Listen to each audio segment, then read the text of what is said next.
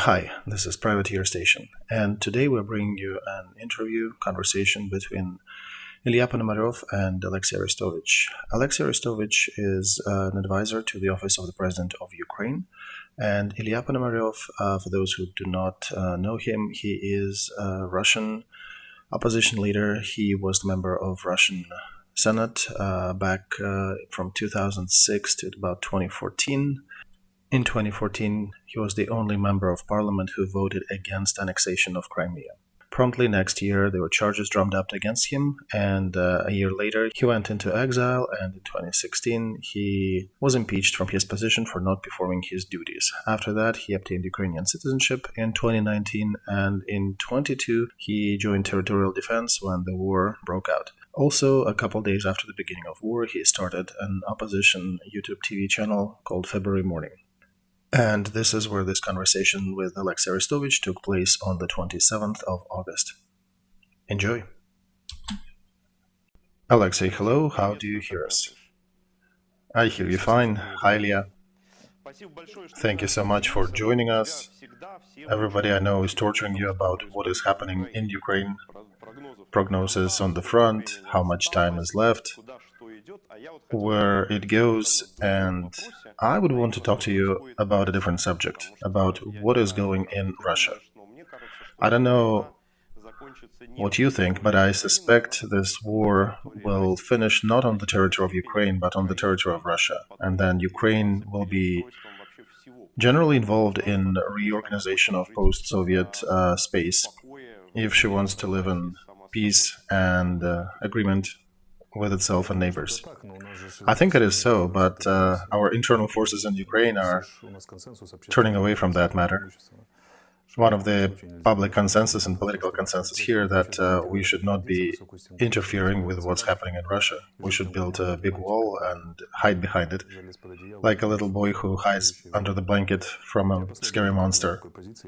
I'm in opposition to such a stance, and I think we should be playing further, at least to Vladivostok, or further up to Mars. But I'm definitely a minority right now, because when I start talking about moderating situation in Russia, they're saying, oh, that's what you were thinking about. You want to become president of Russia, and that's why you need all that. This is rather sad. Many people in the presidential office might be happy because you announced so bravely that you'll be a president of Ukraine. You'll be running for it. They might feel lighter after such a statement. I guess I'm in a position now where let me be a president of at least something, for example, Belarus, but nobody's giving me. So what I want to say, we're still somewhat wearing short pants. Ukrainian political thought is not evolved yet. It is an echo of an old resentiment about being part of Russian Empire and then Soviet Union, and the only thing we can do is get rid of the country and build a high fence. But this is actually not too smart of an idea, because you have 800 years of joint history with the country, over 2,500 kilometers of joint border. So this task is generally impossible, and I guess that'll be the next stage of their recognition. So then there are two strategies left. We're either constantly on defense or we are on the offense, but in the offense in a good sense of things, about looking into Russia and moderating and working things happening there. And then I hear back that, what, you want to join with Russia, you want to be an empire, you want to do it the other way? And I answer them, yes, I do. And then I hear back screams, no, we're the freedom, we never do that. Alexei, so you're an imperialist, right? I am, I guess. Let's build a freest empire. No, we should not use the word empire. Okay, then let's do this, this, and this with these parameters. And then they come back saying, awesome, yeah, these are the perfect conditions. This is the perfect idea. These parameters are good. And then I get back to the dictionary pointing them, hey, these parameters define an empire. And yeah, then they go upset again. So this is how we go chasing tail over and over here. Internally, we're still growing. The logic is simple. Either we will interfere or we will be interfered with. And I do invite you to name the source of legitimacy for the future Russian government. I think only the country that wins over that can be that source, and there are no other candidates but Ukraine. Oops, right? So at least for the transition period, until the elections happen, initial source of legitimacy will be the winning side. And who? Ukraine. Perhaps for a coalition we can add somebody else, but right now it's just Ukraine. And the stupidity of the situation is that we are afraid of that. We're running from it as from fire. And the same thing is happening with Russian opposition. Ukraine thinks that we can part ways with Russia, forget all Russian words, change alphabet, and put a big wall with a moat and crocodiles, and Russian problem will disappear by itself. And then Russian opposition thinks that after bloody Putin's regime that grew to power in blood, stands on blood, somehow will topple and will give them their power. I don't know which illusion is funnier, because I think we understand that only people with big and sharp teeth can topple Putin's regime. And why would they give their power then to Russian opposition? Because they're so fluffy? Sorry, no. Well, but they can play chess. Sorry, no. So in that weird world of illusions being propagated on both sides, some people start to think that this world is real and they need to follow the laws of this surreal world. They want to stop war, and by the way, this is Putin's dream, because that is his guarantee that he will not lose, because everything leads to his defeat. Strategically, he already lost, and now it's just a matter of forming it tactically. So strategically, he needs to leave power. And they somehow do not understand that if Ukraine was at the source of Russian defeat, all the problems, further problems in Russia will be somehow related to Ukraine as well. Maybe perhaps excluding the Far East, but even that is questionable. So this is an interesting subject. Let's take a deeper dive into this. I think some processes in Ukrainian leadership are still happening. I saw 3 phases till this moment in the Ukrainian top. The first phase, when Putin's troops were near Kyiv, and everybody understood the main task is to kick them out, we need to survive. Second phase, when they fled, we sort of won, and why should we even think about that? We just need to affirm our victory and everything will be all right. And now, when the situation is in somewhat new balance, or the front line is not really radically moving one way or another, that's where different thoughts are starting to surface. And I partake in some of them here. But I realize there are probably 10 times more of those happening without me. What do you know about forming maybe some sort of strategy in regards to Russia in Ukrainian power? I frankly do not know. I'm the only one coming with these suggestions and offers. Not even for the last months, but for the last years. But I'm yet to hear an cohesive answer. Perhaps the answer exists, maybe they just don't want me to partake in that discussion. I would take that, but otherwise I have not heard the answer. Are they all afraid that Rus, an old word for Russia, is Ukraine? I think they're afraid, right? So that statement by Zelensky about visas. I remember when you were actively partaking in forming that media strategy, when both you and Zelensky turned to Russian citizens, and we used a lot of those clips when him was speaking Russian, you were also addressing them. Russians, stop fighting, put your swords in the ground, go back home, let's work together, let's stop all this crazy war. And all of a sudden, then there was some silence, and then the next call was, okay, let's not give them visas. Actually, the first call sounded more like, let's deport them all, and then he clarified that, okay, tourists return back to Russia, and those who are endangered, they should be given shelter, political asylum. But everybody else should go back to Russia and fight with regime. Is that a sign of a new realization that you need to move somewhere in some direction? For now, I don't think it's a strategy regarding Russia by Ukraine. It is a strategy of collective West regarding Russia. So that initiative was initially started by Baltic states and some of the Northern Europe countries. And they're building a coalition around that. There are already 54 deputies in parliament who signed under that. It's a long process. There are proponents, opponents, but the idea is simple.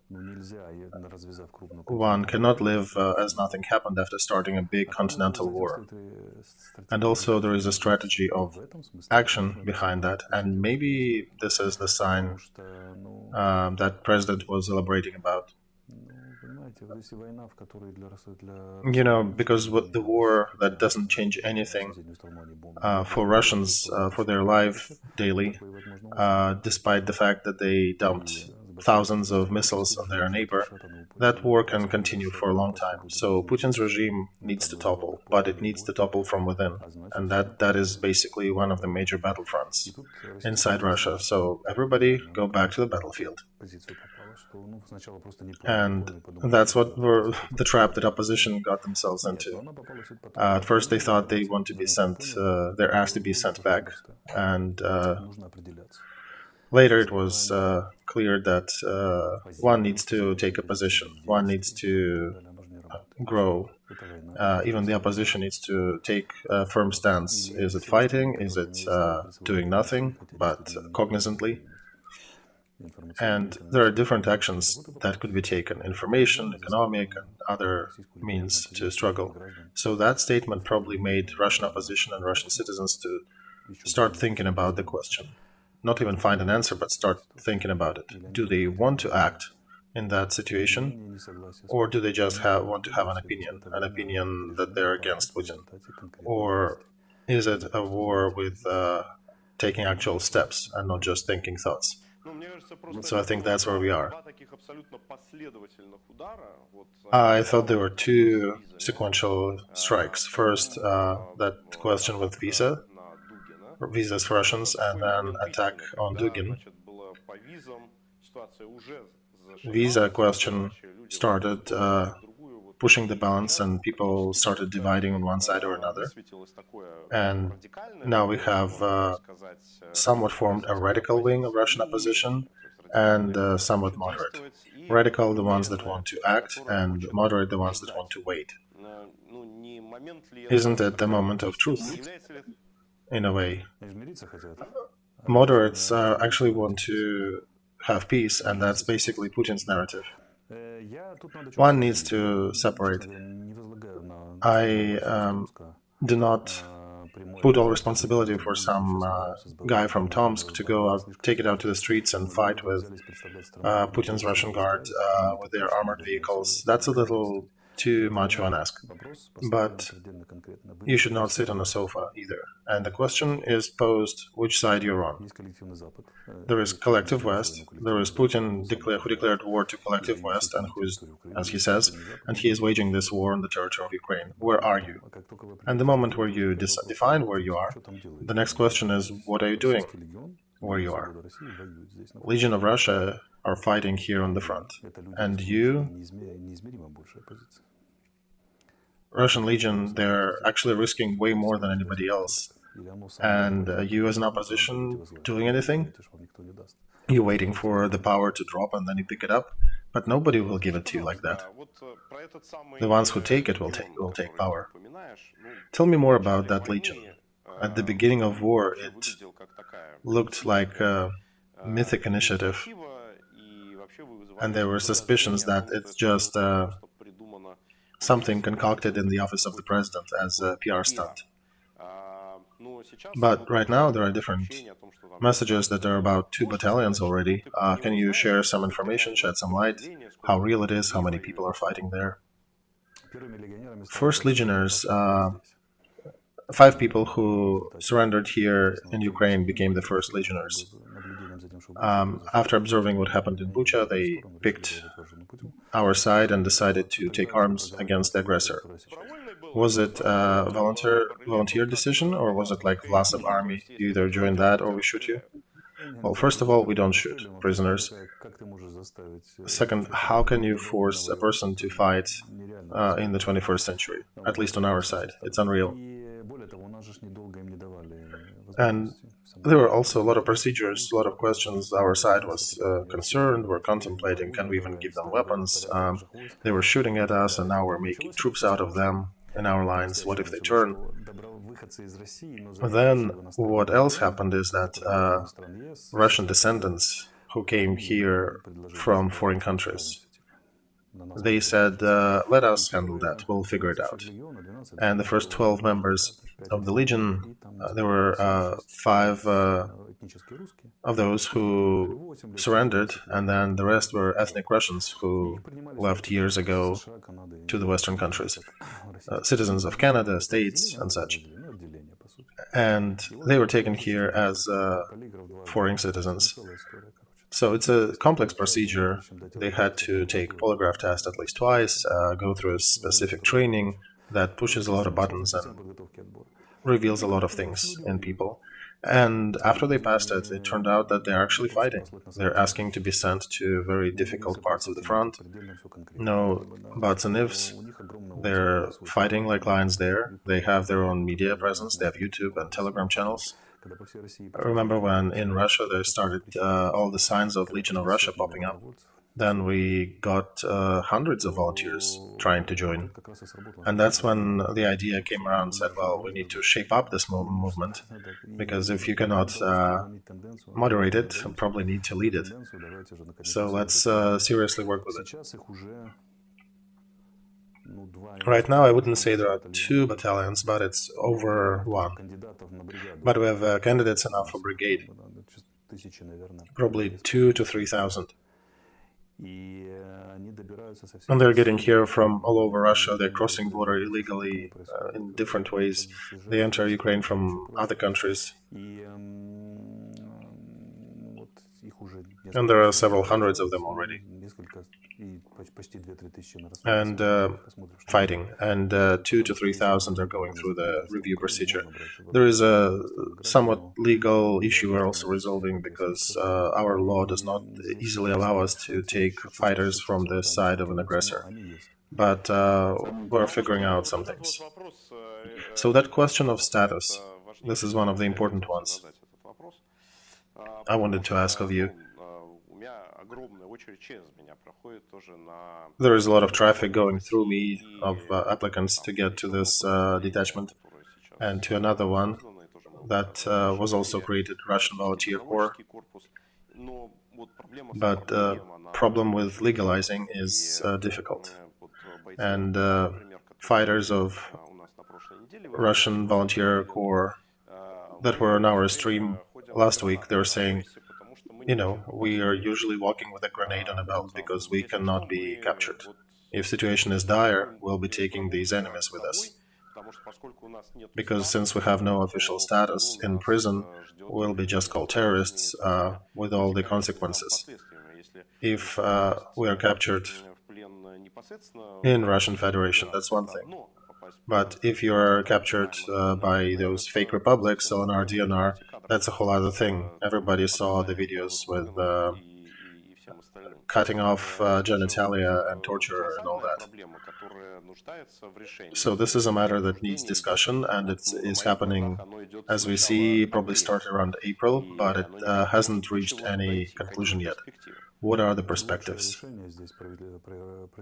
I think the best solution here is Russian government in exile, and these troops would be the military arm of that government.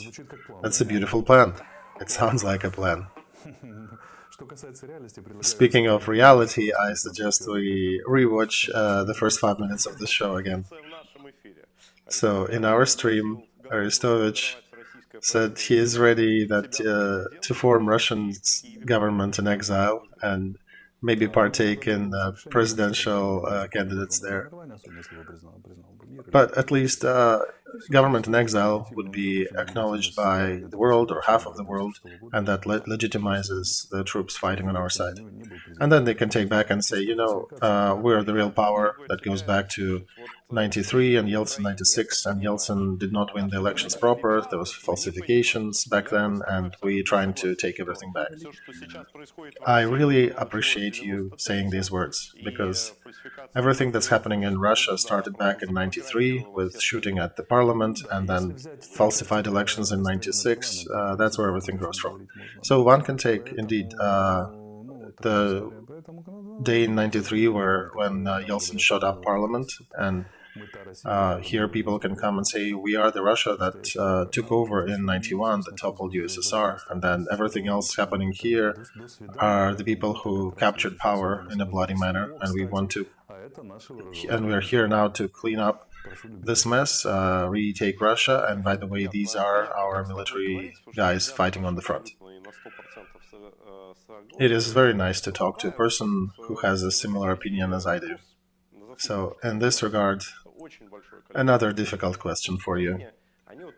Many people in Ukraine want Russia to just fall apart.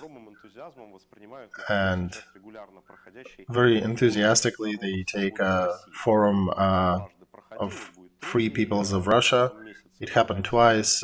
Third time will be this month in Gdansk, in Poland. And I'm a regular member of that, but position of many members of this Congress seems to be counterproductive for me, because they talk about Russia not existing. I think this both scares citizens of Russia, and it somewhat scares the West as well, because it doesn't consolidate people to fight against current power, but actually separates their efforts and stuns them. I would rather think that peoples of different nations comprising Russia would join together to change government and then maybe try to rebuild the country under one umbrella. And if that fails, then maybe go different ways. But what you heard, what is the dominating point of view in Ukrainian leadership and society? I have not any opinion in the leadership about that, but our society is playing that game. What if that Russia just disappears? I don't want to see that, and we should not have any issues with them then. But in reality, there are only two options possible. One is to break Russia apart, and the other is to rebuild it in a new shape.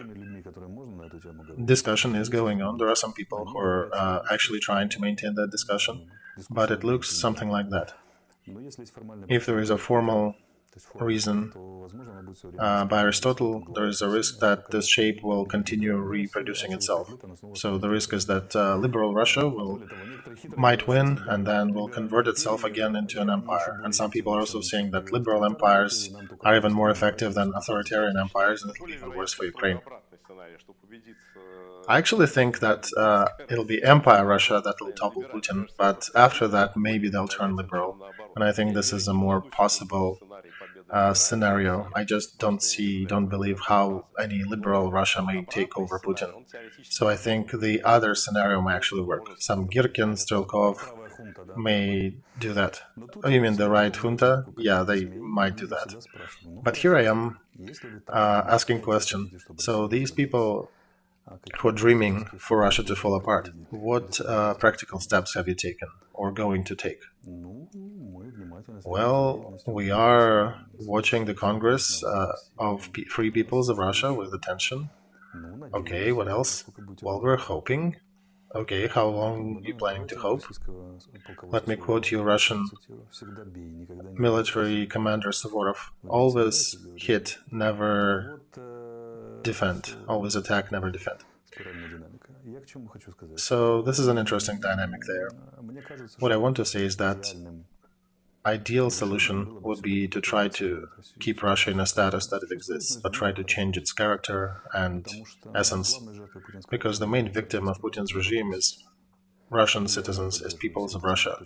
And I do not support the point of view that all Russians are bloody orcs and idiots who drink blood.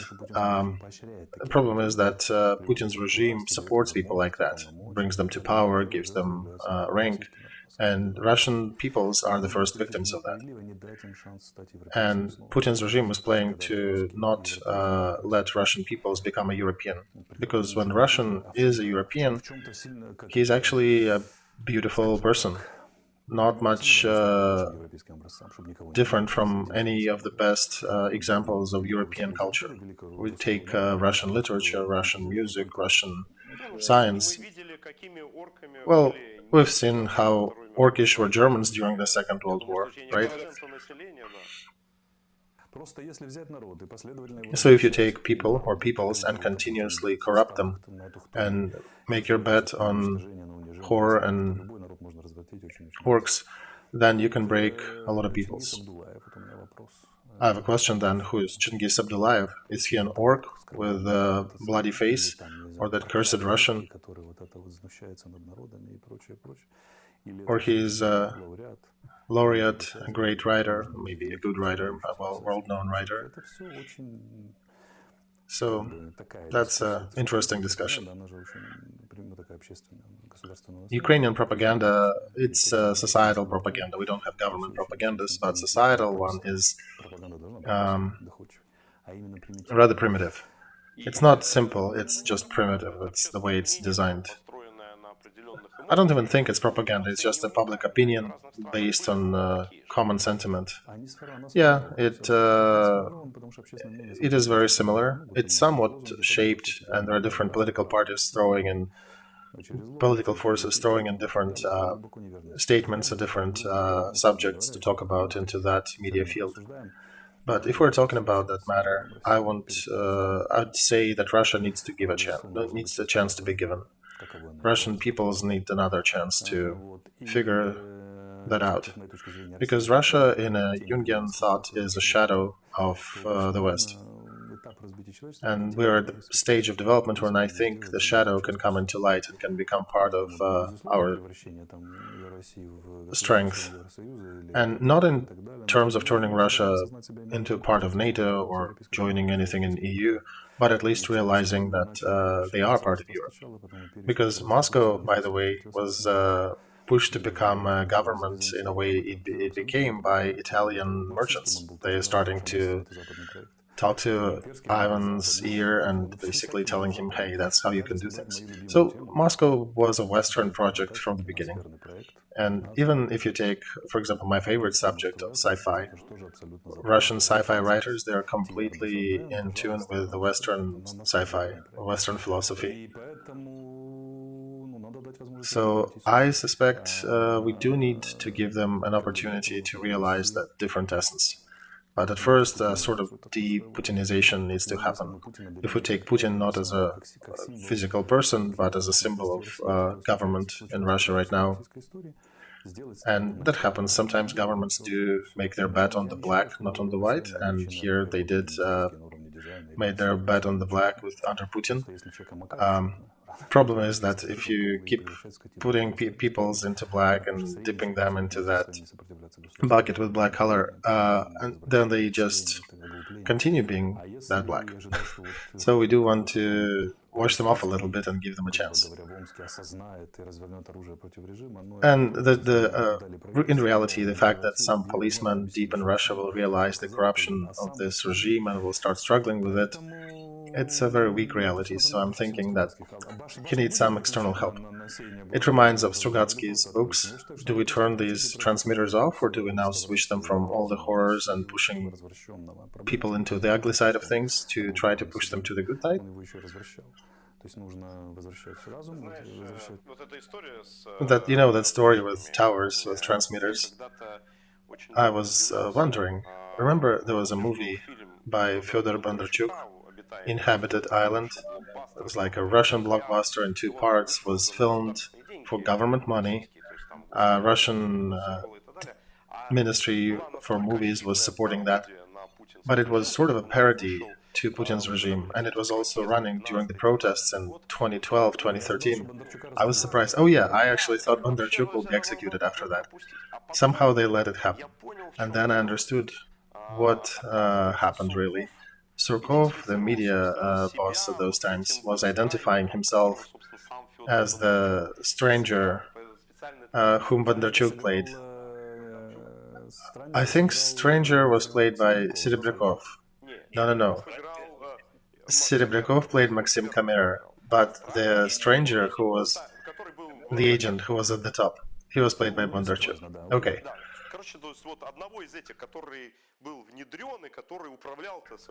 So one of those who was implanted and who was working with this regime and trying to slowly lead this regime to the right future. When this young guy came and broke everything apart, he had a beef with him. What the heck did you do? You just destroyed my years of work.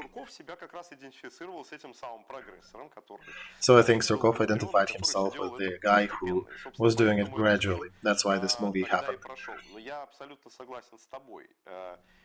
But I agree here with you. One should be careful to not become a dragon, to not start managing the country as a dragon. I think Navalny has that idea that I'll be running this country with this power and I'll be a good ruler. Yeah, it's the same story. Let's use these transmitters only for good. There was a discussion in the underground with Strugatsky, and it was not supported. This is a big issue, how to bring Russia back after 20 years of that horror to the family of world peoples. But here comes the question of who's the subject. People who are sitting and waiting for power to be given to them. It's if we take the analogy of the inhabited island, it'll be people sitting and waiting for unknown fathers to disappear and leave power for them.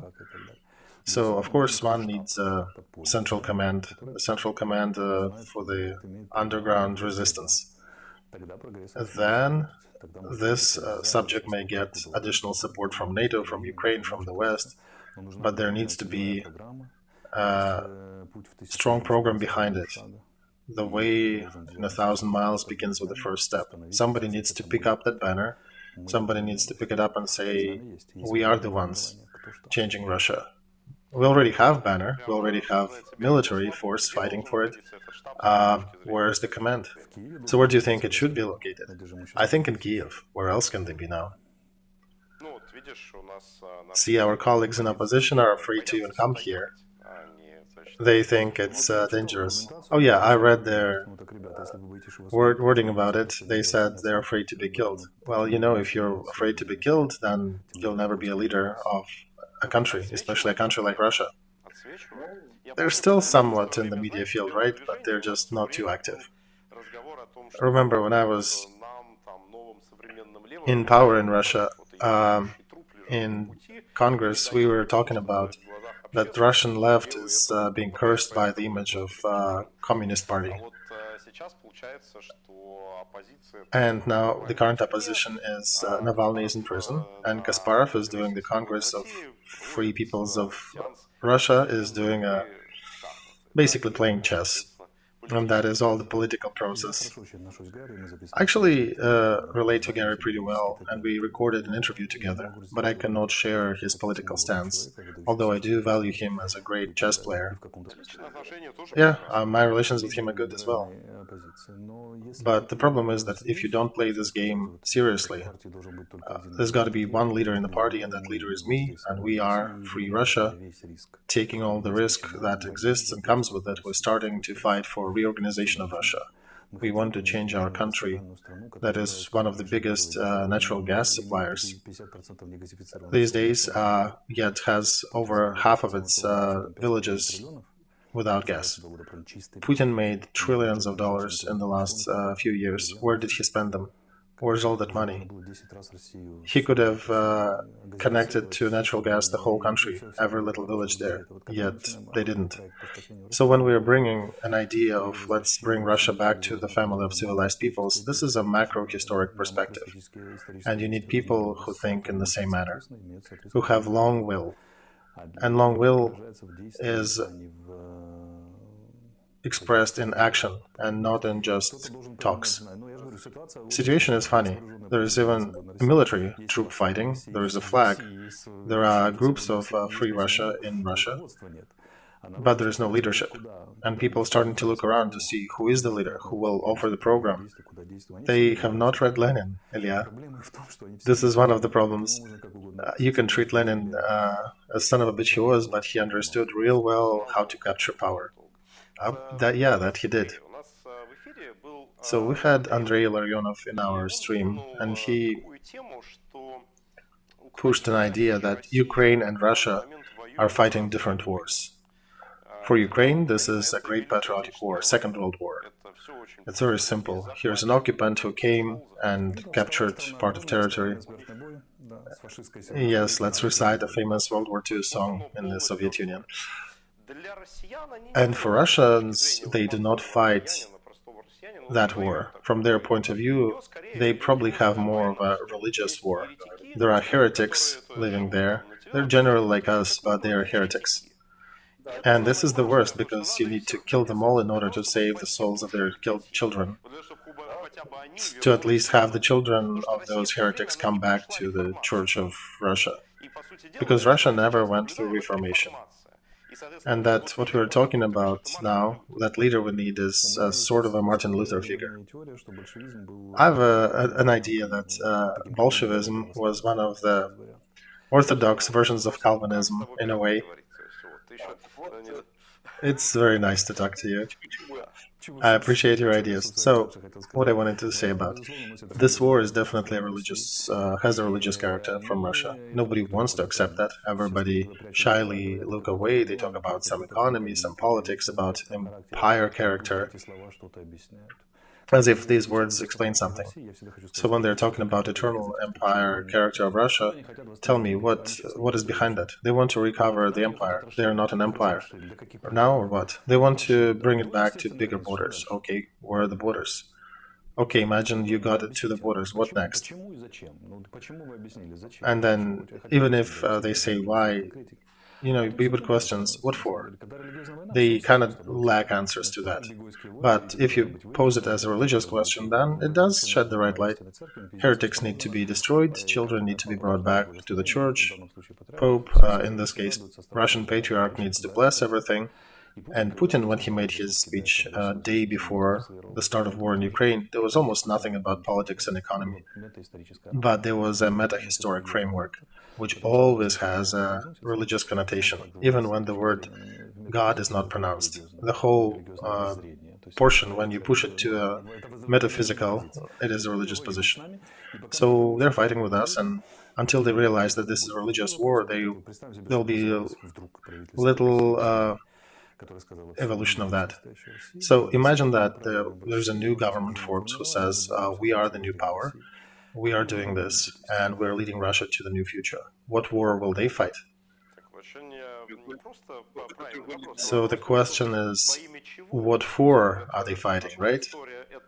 One thing is to wage war against Putin himself, and another is to do it for something. I want to say what war they need to fight. There is a good word in Orthodox Christianity called transformation. That's what they need to fight for.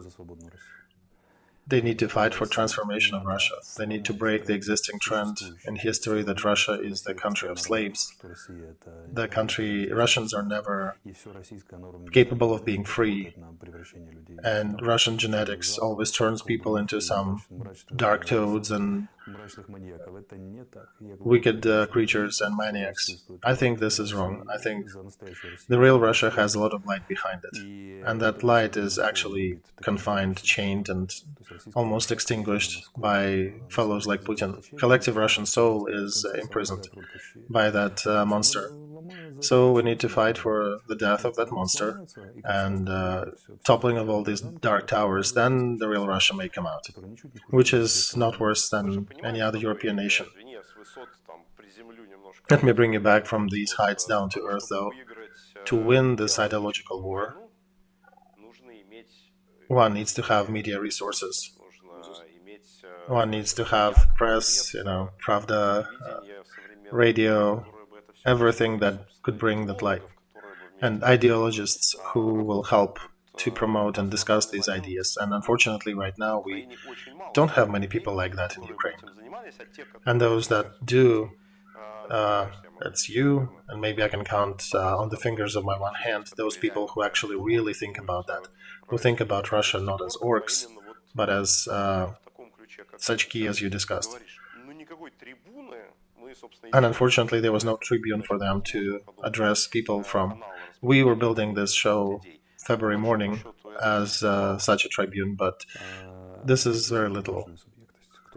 Here, there needs to become a subjective approach. Some group of people need to say, we are that new Russia.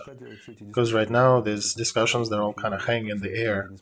Despite of all sensationalism, they don't really differ from any other discussion, just done in the air.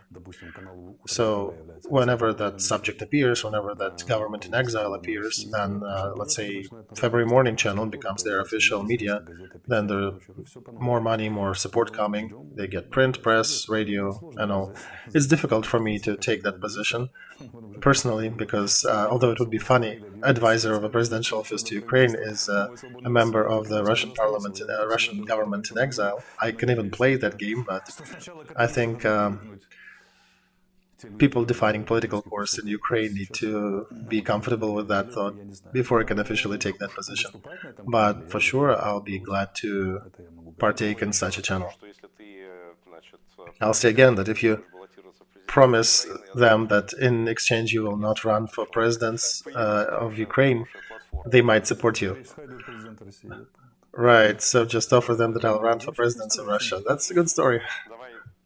It was very nice to talk to you. And on this optimistic note, I think we came to a certain agreement. We can join our forces together on some things, and we can think about it. I'll tell you one thing. I'll be probably cursed here in Ukraine for saying that, but I'm very sorry for Russia. It's painful. For me, Russia is a chained beauty, captured by a monster, and that monster needs to be defeated. And that beauty needs to be released. I'm not even talking about national cultures that are part of it. Yep, that's that sleeping beauty who went a long way and got captured by that monster. And now is waiting for somebody to wake her up. And the main task of that monster is to deceive the whole world and say that there is no beauty, he is the beauty. But now we see the difference. We know that one needs to judge peoples by the better representatives, not the worst. So we do not believe that you're all monsters, drinking blood of everybody around you. So with that, I'm sending my highs to everybody who's listening to us. Thank you for this conversation. I hope we will continue that sometime in the near future. There's a lot of food for thought that we'll discuss with you and other guests. Thank you. Olexiy Arestovych was with us.